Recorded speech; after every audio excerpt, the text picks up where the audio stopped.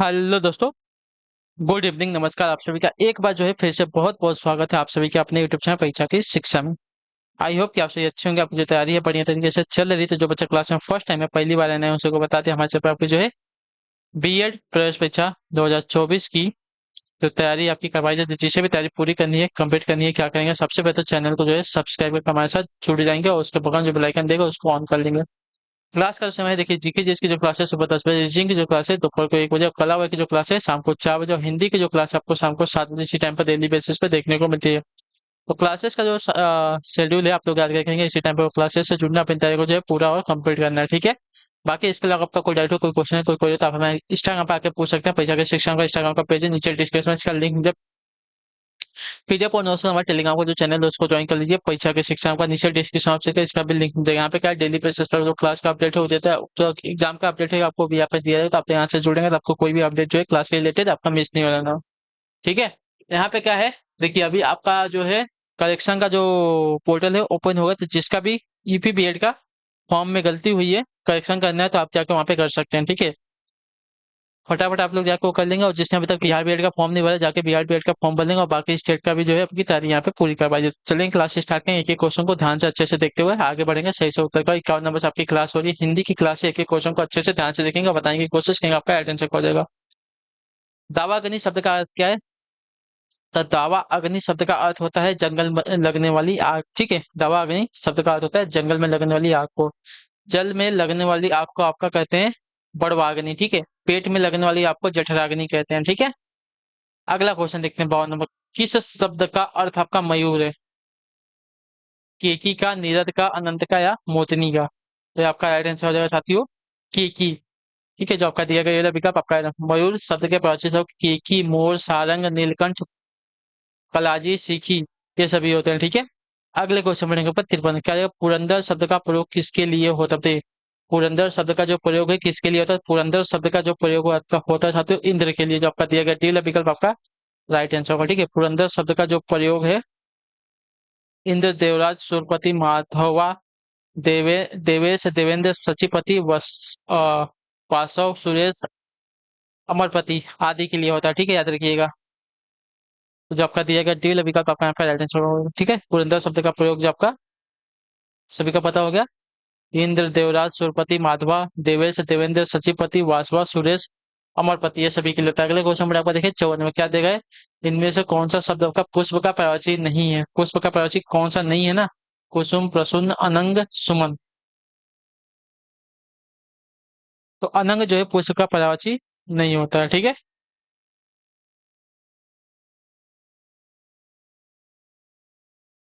चलिए, तो आपका दिया गया सी वाला विकल्प आपका राइट आंसर होगा, ठीक।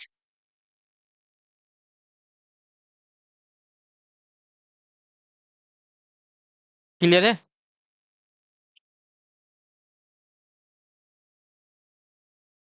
अगले क्वेश्चन में आपका देखिए 55 में क्या देगा, 55 से 59 के निम्नलिखित वाक्य के लिए प्रयुक्त उचित शब्द को चुनना है। ज्ञान की प्राप्ति की इच्छा रखना, ज्ञान प्राप्ति की इच्छा रखने को क्या कहते हैं? तो उसको जिज्ञासु कहते हैं, ठीक है। ज्ञान प्राप्ति की इच्छा रखने वाले को जिज्ञासु कहा जाता है, ठीक। क्लियर है इसके बारे में। 56 नंबर, जो किए गए उपकारों को न मानता हो, जो किए गए उपकारों को नहीं मानता उसको कृतज्ञ कहते हैं, ठीक है। और जो किए गए उपकारों को मानता है उसको कृतज्ञ कहते हैं, कितना याद रखिएगा, ठीक है। अगला क्वेश्चन क्या देगा है, जो हर समय दूसरों के दोष खोजता है, ठीक है। जो हर समय दूसरों के दोष खोजता है, इसके लिए एक शब्द क्या हो जाएगा? तो देखिए, जो हर समय दूसरों के दोष खोजता हो उसको छिंद्रान्वेषी कहते हैं, ठीक है। छिंद्रान्वेषी कहते हैं, जो आपका दिल अभी कब देगा आपका राइट आंसर। गुण दोष के विवेचन करने वालों को आपको आलोचक कहता है, और निंदा करने वाले को निंदक कहा जाता है। अगला आपका तो क्वेश्चन 58 नंबर क्या देगा, सौतेली माता के लिए प्रयुक्त शब्द क्या? सौतेली माता के लिए प्रयुक्त शब्द, तो सौतेली माता को जो है विमाता कहा जाता है, विमाता, जो आपका ये विकल्प देगा आपका राइट आंसर होगा, ठीक है। अगला क्वेश्चन देखते हैं आपका 59 नंबर क्या देगा, बताने की कोशिश करेंगे, आपका राइट आंसर क्या हो जाएगा? जिसे जीता न जा सके, ठीक है। जिसे जीता न जा सके, इसके लिए एक शब्द होगा, देखिए, जिसे जीता न जा सके उसको अजय कहा जाता है, अजय। जो आपका दिएगा सी वाला विकल्प आपका राइट आंसर होगा, ठीक है। क्लियर है। अगले क्वेश्चन बढ़ेंगे 60 नंबर क्या देगा है, जो इंद्रियों से परे हो उसे क्या कहेंगे, बताइए। जो इंद्रियों से परे हो उसे क्या कहेंगे? जो इंद्रियों से परे होता है उसको इंद्रियातीत कहते हैं, ठीक है। जो आपका दिएगा सी वाला विकल्प आपका राइट आंसर होगा, ठीक है। जो इंद्रियों से परे होता है उसको इंद्रियातीत के जिसने सारी इंद्रियों जीत लिया हो उसको जितेंद्रिय का, जहां पहुंचा ना जा सके उसको अगम्य कहेंगे, जो इंद्रियों से परे उसको इंद्रियातीत कहते हैं। अगला आपका देखें 61 से 64 के लिए क्या देगा, रिक्त स्थान की पूर्ति सही विकल्पों से कीजिए। ताजमहल रिक्त स्थान का अद्भुत नमूना है, किसका, शिल्प कला का, मूर्ति कला का, चित्रकला का या स्थापत्य कला का। तो ताजमहल जो दिया गया यहाँ पे स्थापत्य कला का अद्भुत नमूना है, जो आपका दिया गया डी विकल्प आपका राइट आंसर होगा। ठीक है, क्लियर। स्थापत्य कला के अंतर्गत मंदिर, भवन एवं स्मारक आते हैं। ठीक है, अगले क्वेश्चन बढ़ेंगे, उत्तर देने की कोशिश करेंगे। आपका 62 नंबर, ईश्वर की कृपा से मुख भी क्या हो जाता है, वाचाल हो जाता है, जो आपका दिया गया सी विकल्प आपका राइट आंसर होगा। ठीक है, क्लियर हो गया इसके बारे में। मुख यानी कि गूंगा, वाचाल यानी कि बोलने वाला। मंदिर में रिक्त स्थान मिलता है, क्या मिलता है, प्रसाद मिलता है। कौन सा प्रसाद मिलता है बताइए, कौन सी वतनी शुद्ध है, तो आपकी डी वाली प्रसाद की वतनी जो दी गई है, डी वाली आपकी शुद्ध है। ठीक है, अगला क्वेश्चन देखते हैं। 64, मनुष्य एक रिक्त स्थान प्राणी है, कैसा, सामाजिक है, ऐतिहासिक है, प्रशासनिक है, व्यवहारिक है। तो मनुष्य एक आपका क्या है, सामाजिक प्राणी है, जो आपका दिया गया यहाँ पे ये विकल्प आपका राइट आंसर होगा। ठीक है, मनुष्य एक आपका सामाजिक प्राणी है। ठीक, चलिए अगले क्वेश्चन बढ़े आपका देखेंगे। 65 नंबर, या अनुरागी चित्त की गति समुझे नहीं कोई, जो जो बूढ़े श्याम रंग त्यों त्यों उज्जवल होए। इन पंक्तियों में कौन सा अलग है, तो इन पंक्तियों में आपका हो जाएगा साथियों विरोधाभास अलंकार, जो आपका दिया गया यहाँ पे डी विकल्प आपका राइट आंसर होगा। जहाँ श्याम रंग यानी कि काले रंग में डूबने पर उज्जवल होना विरोध कथन है, वहां वास्तविक विरोध न होने पर भी विरोध का आभास हो, वहां आपका विरोधाभास अलंकार होता है। अगला क्वेश्चन देखते हैं आपका 66 नंबर, कनक कनकते सौ गुनी मादकता अधिकाय, वही खाए बैरात है, ईक पाए बैराय। तो इसमें आपका अलंकार हो जाएगा साथियों यमक अलंकार। यहाँ पे देखिए कनक कनक के दो शब्द आ गए ना, दोनों का शब्द क्या है यहाँ पे अलग अलग है, इसके वजह से आपका हो जाएगा साथियों क्या है, यमक अलंकार। ठीक है, यहाँ देखिए कनक शब्द का प्रयोग दो बार हुआ है। प्रथम कनक का अर्थ आपका सोना और दूसरे कनक का अर्थ आपका धतूरा है। जहाँ किसी भी व्यक्ति में एक ही शब्द का प्रयोग दो बार हुआ हो और दोनों का अर्थ भिन्न है, वहां का यमक अलंकार रहता है। चलिए अगले क्वेश्चन में आपका देखें 67 क्या देगा, मुख मयंक सम मंजू मनोहर में अलंकार बताइए। मुख मयंक सम मंजू मनोहर में अलंकार कौन सा है, तो यहाँ पे जो अलंकार दिया गया है साथियों आपका हो जाएगा साथियों उपमा अलंकार, जो आपका बेला विकल्प देगा आपका राइट आंसर होगा। ठीक है, मुख मयंक सम मंजू मनोहर, इसमें अलंकार आपका उपमा अलंकार है। अगले क्वेश्चन पर आपका देखें 68 नंबर, जहाँ कोई शब्द एक बार प्रयुक्त हो किंतु प्रसंग भेद से उसके एक से अधिक अर्थ हो, वहां अलंकार कौन सा होगा। जहाँ कोई शब्द एक बार प्रयुक्त हो किंतु प्रसंग भेद से उसके एक से अधिक अर्थ हो, वहां अलंकार कौन सा, तो वहां अलंकार आपका होता है साथियों श्लेष अलंकार। ठीक है, जो आपका ये ला विकल्प देगा आपका राइट आंसर होगा। ठीक है, क्लियर सिंपल। जैसे कि आपका रहीमन पानी रखिए बिन पानी सब सुन, पानी गए न उभरे मोती मानुष चुन। यहाँ जो रहीमन है पानी को तीन अर्थों में प्रयोग किया गया है, चमक यानी कि मोती में, विनम्रता में और जल में। ठीक है, अगले क्वेश्चन में आपका देखें 69, अमर अंबर पनघट में डूबो रही तार घट उषा नागरी में अलंकार कौन सा बताइए। तो इसमें आपका अलंकार हो जाएगा रूपक अलंकार, जो आपका ये ला विकल्प देगा आपका राइट आंसर होगा। ठीक है, यहाँ आकाश रूपी पनघट में उषा रूपी स्त्री यानी कि तारा रूपी घोड़े डूब रही हैं, अर्थात आकाश उषा तथा तारा पर क्रमशः जो है पनघट स्त्री तथा घोड़े का आरोप है, जहाँ गुणों की अत्यंत समानता के कारण उपमेय में ही उपमान का अपभेद आरोप कर दिया गया हो, वहां आपका रूपक अलंकार होता है। ठीक है, अगला आपका 97 क्या देगा, राम कलम से लिखता है, वाक्य में किस कारक का प्रयोग है? कलम से लिखता है ना, तो कलम से तो यहाँ पे आपका हो जाएगा करण तत्पुरुष का जो आपका दिया गया यहाँ पे ये लविका आपका राइट आंसर होगा। ठीक है, क्लियर है। जिस वस्तु की सहायता से या जिसके द्वारा कोई काम करने का बोध हो उसे जो आपका करण कारक कहा जाता है। ठीक है, क्लियर से इसके बारे में।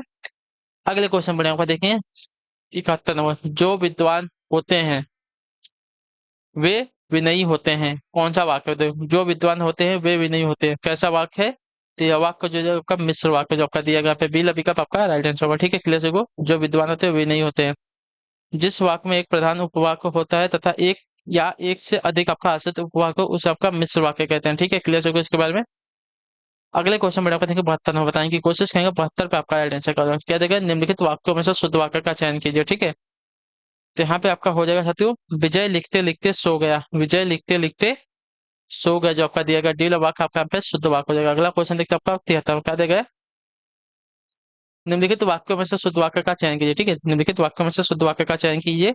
तो बस नदी में गिर पड़ी, बस नदी में गिर पड़ी आपका कैसा वाक्य हो जाएगा, डी वाला आपका यहाँ पे शुद्ध हो जाएगा। ठीक है, बस नदी पर कैसे होगा, नदी में नहीं होगा, नदी में भी यहाँ पे देखिए, बस नदी पर में दिया गया है, नदी बस नदी में गिर पड़ा नहीं, गिर पड़ी होगा। ठीक है, अगला आपका देखें 74 से 75 तक क्या है, निम्नलिखित शब्दों में प्रयुक्त समास के नाम बताइए। सप्ताह, सप्ताह यानी कि 7 दिनों का समूह होता है ना सप्ताह, तो यहाँ पे आपका द्वितीय समास आ जाएगा। ठीक है, जो आपका दिया गया यहाँ पे डी विकल्प आपका आइटम होगा। ठीक है, क्लियर होगा इसके बारे में।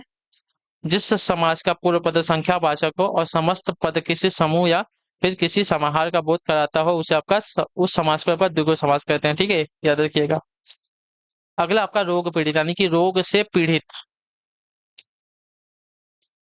तो यहाँ पे आपका तत्पुरुष समास होगा, जो आपका दिया गया यहाँ पे टी विकल्प आपका right है। जिस समास का प्रथम पद संज्ञा तथा विशेषण हो तथा द्वितीय पद या उत्तर पद प्रधान हो, उसे आपका तत्पुरुष समास कहते हैं। तत्पुरुष समास में पूर्व पद एवं उत्तर पद के मध्य कारक चिन्हों का लोप होता है। ठीक है,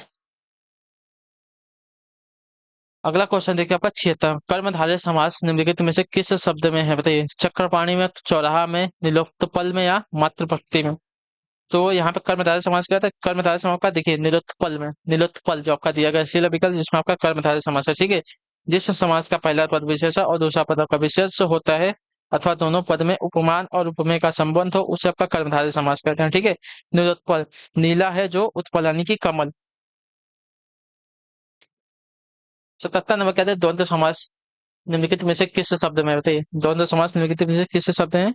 तो द्वंद्व समास की अगर बात की जाए तो द्वंद्व समास इसमें जो दिया गया जय पराजय, जो आपका ये विकल्प देगा आपका आइटम, जिस समाज में प्रथम और द्वितीय पद दोनों प्रधान होते हैं, उसे आपका द्वंद्व समास कहते हैं। इनमें जो है प्राय योजक का चिन्ह लगता है। ठीक है, जय पराजय, रात दिन, ये सभी आपके क्या है, द्वंद्व समास को। अगला क्वेश्चन देखते हैं आपका 78 नंबर, अव्ययी भाव समास निम्नलिखित में से किस शब्द में है। अव्ययी भाव समास जो है निम्नलिखित में से किस शब्द में है। तो अव्ययी भाव समास की अगर बात करें तो अव्ययी भाव समास जो दिया गया आपका रुपया पैसा में, जो आपका दिया गया पे सील विकल्प आपका आइडेंट होगा। ठीक है, क्लियर होगा इसके बारे में। चलिए एक मिनट, नहीं अव्ययी भाव समास रुपया पैसा में कैसे होगा, रुपया पैसा में तो द्वंद्व समास होगा। अव्ययी भाव समास आपका प्रत्येक में होगा, प्रति यहाँ पे दिया गया तो इसमें जो दिया गया आपका प्रत्येक में आपका अव्ययी भाव समास है। ठीक है, क्लियर होगा इसके बारे में। जिस समास का पहला पद अव्यय होने के साथ ही साथ प्रधान भी होता है तथा समास होने पर समस्त पद आपका अव्यय बन जाता है। ठीक है, उसे आपका अव्ययी भाव समास कहते हैं। अगला आपका देखेंगे 79 में, उत्थान शब्द में कौन सा शब्द उपसर्ग है, बताइए। उत्थान शब्द में कौन सा शब्द आपका उपसर्ग है। तो उत्थान शब्द में आपका उत्त उपसर्ग लगा, उत्त उपसर्ग जो आपका दिया गया सी विकल्प आपका राइट आंसर होगा। ठीक है, उत्थान शब्द में आपका उत्त उपसर्ग का प्रयोग हुआ है। अगले क्वेश्चन पर आपका देखेंगे क्या देगा 80 नंबर, निम्नलिखित शब्दों में से कौन सा शब्द का उपसर्ग रहित है। ठीक है, निम्नलिखित शब्दों में से कौन सा शब्द आपका उपसर्ग रहित, तो उपसर्ग रहित शब्द का देखने जाएंगे यहाँ पे अपना, अपना आपका उपसर्ग रहित शब्द है, इसमें आपका कोई उपसर्ग नहीं। अपमान में आपका उपसर्ग, आवरण में आपका आ उपसर्ग है, आ उपसर्ग है, और अपकृति में आपका अप उपसर्ग है। ठीक है, अगला आपका देखेंगे 81 से 82 तक क्या देगा, निदेश से निम्नलिखित शब्दों में कौन सी संधि है। महर्षि, महर्षि, तो महर्षि का आपको मैंने बात बताया है कि महा प्लस ऋषि होता है। ठीक है, महा प्लस ऋषि होता है तो यहाँ पे आपकी गुण संधि होती है। ठीक है, एक मिनट रुकिए, गुण नहीं यड़ संधि होती है। ठीक है, ठीक है, यड़ और गुण दोनों ही नहीं दिए गए हैं, क्या होगा यहाँ पे।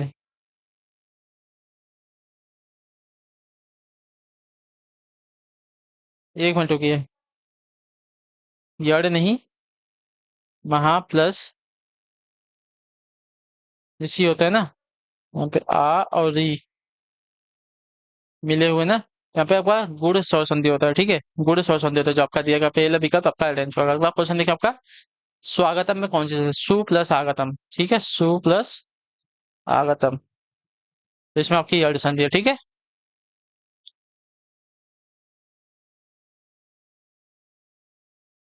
अगला आपका देखें निर्देश देगा 83 से 100 के लिए निम्नलिखित शब्दों का शुद्ध संधि विच्छेद चुनना। ठीक है, जगदीश, तो जगदीश का जगत प्लस शीश जो आपका दिया गया यहाँ पे ये ला विकल्प आपका आइडेंट होगा। ठीक है, जगदीश का आपका जगत प्लस शीश होगा, आपका हलंत लगता है, याद रखिएगा। ठीक है, इसमें आपका प्रिंटिंग मिस्टेक है, थोड़ा सा सही कर लेंगे। इसका जगत प्लस शीश हो गया ना, जगत प्लस शीश जगदीश होगा। ठीक है, चलिए अगले क्वेश्चन पर आपका देखिए महोत्सव, महोत्सव का संधि विच्छेद देखिए, महोत्सव का संधि विच्छेद महा प्लस उत्सव जो आपका दिया गया सी विकल्प आपका राइट आंसर होगा। ठीक है, महोत्सव का संधि महा प्लस उत्सव, ये आपका स्वर संधि है यानी कि दीर्घ स्वर संधि। अगला क्वेश्चन देखते हैं आपका यशोदा। तो यशोदा का यश प्लस दा होता है, ठीक है, यश प्लस दा जो आपका दिया गया यहाँ पे पीला विकल्प आपका आंसर। यशोदा का आपका यश प्लस दा यहाँ पे आपकी विसर्ग संधि होती है, ठीक है, क्लियर से इसके बारे में। चलिए अगले क्वेश्चन बढ़े आपका देखें 86 नंबर क्या देगा, किस छंद में छह चरण होते हैं बताइए। किस छंद में आपके छह चरण होते हैं, छह चरण आपके होते हैं छात्र आपके छपाई में, जो आपका ये विकल्प देगा आपका पहला आंसर, ठीक है। छपाई छंद में आपके छह चरण होते हैं। यह एक आपका विषम मात्रिक छंद है। इसमें आपके प्रथम चार चरण आपके रोला के अथा अंतिम दो चरण आपके उल्लाह के होते हैं, ठीक है। रोला के प्रत्येक चरण में आपके 24 मात्रा और उल्लाह के प्रत्येक चरण में आपके 28 मात्रा होती है, ठीक है।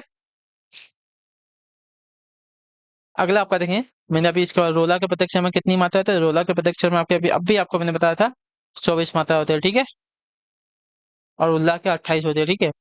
9 2 11 होना मुहावरे का अर्थ क्या है, देखिए 9 2 11 यानी कि रफू चक्कर होना, जो आपका दिया गया डीएल विकल्प आपका राइट आंसर होगा, ठीक है। 9 2 11 यानी कि रफू चक्कर होना।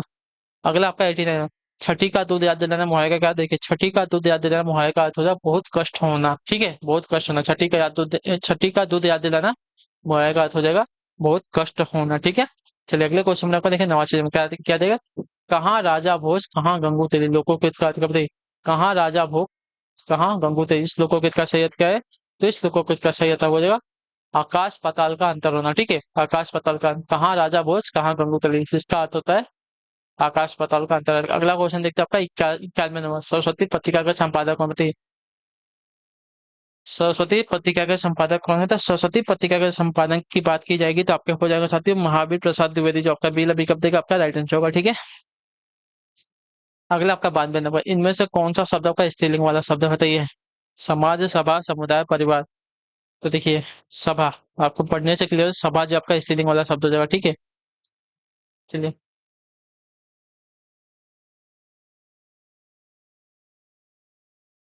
अगले क्वेश्चन में आपका देखिए 93 नंबर, श्रृंगार रस का स्थायी भाव क्या है बताइए। श्रृंगार रस का स्थायी भाव क्या है, जो श्रृंगार रस का स्थायी भाव आपका होता है साथियों यहाँ पे रति,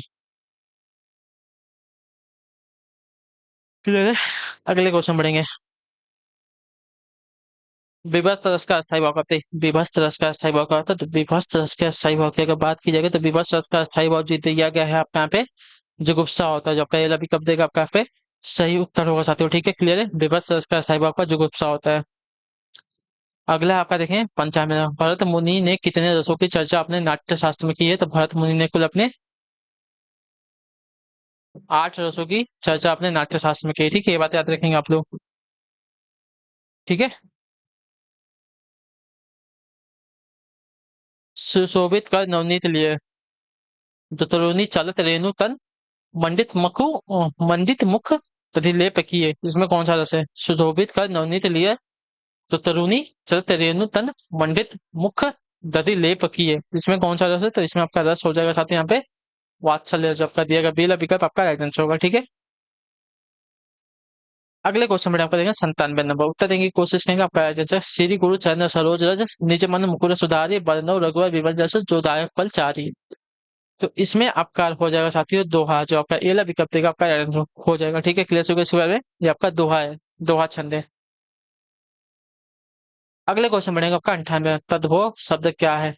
तद्भव शब्द क्या है, तो तद्भव शब्द आपका जो दिया गया यहाँ पे मूसा, मूसा आपका एक तद्भव शब्द है, किसका, तो मूसक का, ठीक है, क्लियर है। व्याघ्र का तद्भव बाघ हो जाएगा, सिंगाल का आपका तद्भव सियार हो जाएगा, और चित्रक का तद्भव आपका चीता हो जाएगा। चरण कमल बंधु हरिराई में अलंकार कौन सा है, रूपक अलंकार है, जो आपका डेल अभी कब देगा आपका आइडेंटिटी। चरण कमल बंधु हरिराई में आपका रूपक अलंकार है, जहां उपमेय में उपमान का भेद रहित आरोप हो वहां आपका रूपक अलंकार होता है। बालों की भीति मुहावरे का अर्थ क्या बताइए। बालों की भीति मुहावरे का अर्थ है, देखिए बालों की भीति मुहावरे का अर्थ होता है शीघ्र नष्ट होने वाली वस्तु, ठीक है। बालों की भीति मुहावरे का अर्थ होता है शीघ्र नष्ट होने वाली वस्तु, क्लियर है। तो इसी के साथ जो आपकी क्लास है आज की यहीं पे क्या होती है कंप्लीट होती है। आई होप को जो क्लास अच्छी लगे चाहिए क्लास को लाइक करेंगे, चैनल पर पहले तो चैनल को सब्सक्राइब, और हमें जो है कमेंट अपने क्लास के बारे में जो तक आपको क्लास कैसी लगी, तो हम आपसे मिलेंगे आपकी अगली क्लास में, तब तक के लिए टाटा बाय बाय, जय हिंद जय भारत। आपसे क्लास से जुड़ने के लिए बहुत बहुत ही धन्यवाद साथियों।